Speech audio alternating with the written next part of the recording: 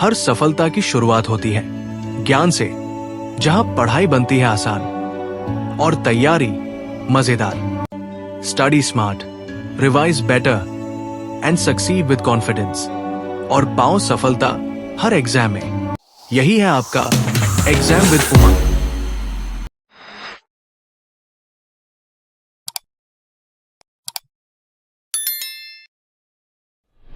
नमस्कार। चलिए आज भारत के एक ऐसे कोने में चलते हैं जहां सुबह की शुरुआत चाय के बागानों की महक से होती है, जहां शक्तिशाली ब्रह्मपुत्र नदी जीवन का संगीत सुनाती है और जहां का इतिहास बड़े बड़े साम्राज्यों की कहानियों से भरा पड़ा है। आइए पूर्वोत्तर के इस प्रवेश द्वार असम की कहानी को थोड़ा और करीब से जानते हैं। अच्छा, असम का नाम सुनते ही दिमाग में क्या आता है? चाय के बागान और हाँ, एक सींग वाला गैंडा, है ना?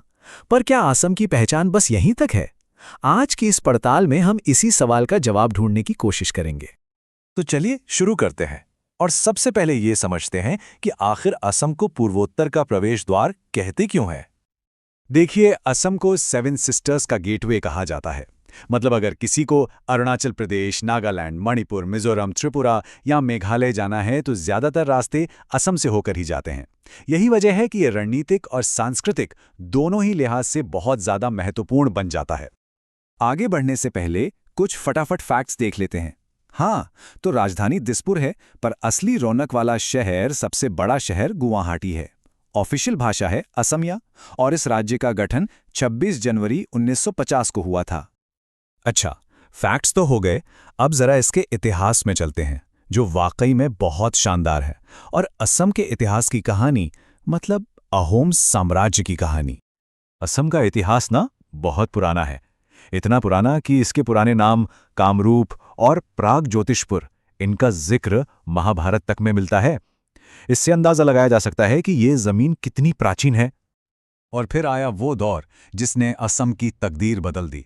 1228 में यहां नींव रखी गई अहोम राजवंश की, और यहीं से शुरू हुआ असम के इतिहास का सबसे सुनहरा, सबसे ताकतवर अध्याय। 600 साल, जरा सोचिए, 600 साल तक एक ही राजवंश का राज, ये कोई छोटी बात नहीं है। अहोम साम्राज्य ने ये कर दिखाया और इसी वजह से ये भारत के सबसे लंबे समय तक राज करने वाले राजवंशों में से एक हैं। और इनकी ताकत और बहादुरी का सबसे बड़ा सबूत वो है 1671 की सरायघाट की लड़ाई। एक तरफ मुगलों की विशाल सेना और दूसरी तरफ अहोम सेना, जिसके जनरल थे महान लचित बोरफुकन। और नतीजा, अहोमों की जबरदस्त जीत। ये जीत आज भी असम के लोगों के लिए बहुत बड़े गर्व की बात है। तो ये तो थी इतिहास की बात। अब इतिहास से निकल कर आते हैं असम के भूगोल पर। और असम के भूगोल को समझना है तो बस एक चीज को समझना होगा, उसकी लाइफलाइन, शक्तिशाली ब्रह्मपुत्र नदी। ये जो ब्रह्मपुत्र है ना, ये सिर्फ नदी नहीं है, ये असम की जान है, उसकी धड़कन है।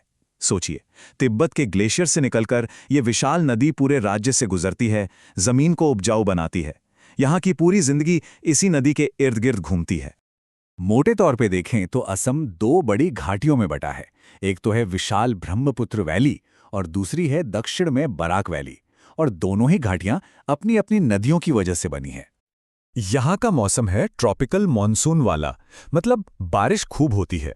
और ये बारिश ना एक तरह से वरदान भी है और चुनौती भी। एक तरफ तो ये हरियाली लाती है, खेती के लिए अच्छी है, पर दूसरी तरफ हर साल अपने साथ भयानक बाढ़ और लैंडस्लाइड भी लेकर आती है। और जैसा भूगोल होता है वैसे ही वहाँ की इकोनॉमी और कल्चर भी ढल जाती है। तो चलिए अब देखते हैं कि असम की इकोनॉमी और कल्चर का संगम कैसा है। अच्छा, भारत में चाय की बात हो और असम का जिक्र ना हो, ऐसा हो ही नहीं सकता। और क्यों हो? देश में जितनी भी चाय बनती है ना, उसका 50% से ज्यादा हिस्सा अकेले असम से आता है। इसी ने तो असम को पूरी दुनिया में फेमस किया है। लेकिन कहानी सिर्फ चाय पर खत्म नहीं होती। जमीन के ऊपर चाय है तो जमीन के नीचे भी खजाना है, कच्चा तेल और नेचुरल गैस। देश की एनर्जी जरूरतें पूरी होती हैं यहां से। इसके अलावा चावल, गन्ना, टूरिज्म और जंगलों से मिलने वाले प्रोडक्ट्स, ये सब मिलकर असम की इकोनॉमी को मजबूत बनाते हैं। तो ये तो हुई इकोनॉमी की बात। अब आते हैं कल्चर पर। और असम के कल्चर की आत्मा बसती है बिहू में। ये सिर्फ कोई त्योहार या डांस नहीं है, ये असमिया होने का एहसास है, उनकी जिंदगी का हिस्सा है। और पता है सबसे मजेदार बात क्या है? बिहू साल में एक नहीं बल्कि 3 बार मनाया जाता है, और तीनों का कनेक्शन सीधा खेतीबाड़ी से है। एक है रोंगाली, जो वसंत में खुशी का त्योहार है। फिर आता है भोगाली, जब फसल कटती है और खाने पीने का जश्न होता है। और आखिर में है कोंगाली, जो चिंतन और प्रार्थना का समय होता है। तो हमने इतिहास देखा, भूगोल समझा, कल्चर और इकोनॉमी की भी बात की। इन सब का नतीजा क्या है? आज का असम कैसा है?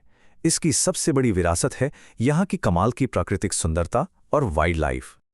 असम मतलब घने जंगल और ऐसी जबरदस्त बायोडाइवर्सिटी कि यकीन करना मुश्किल हो जाए। ये दुनिया के सबसे जरूरी बायोडाइवर्सिटी हॉटस्पॉट्स में से एक माना जाता है।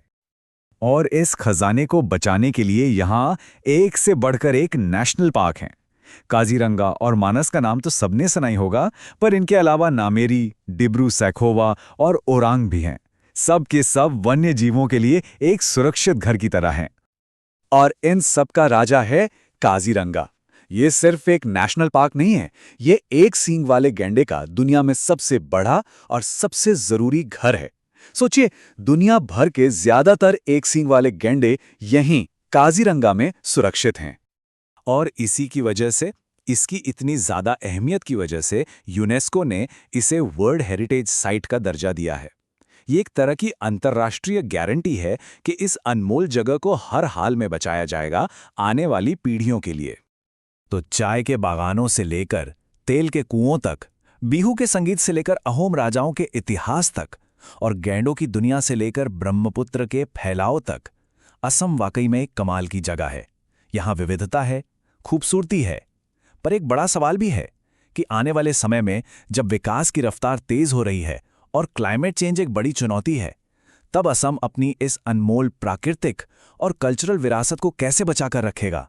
ये एक ऐसा सवाल है जिस पर हम सबको सोचने की जरूरत है।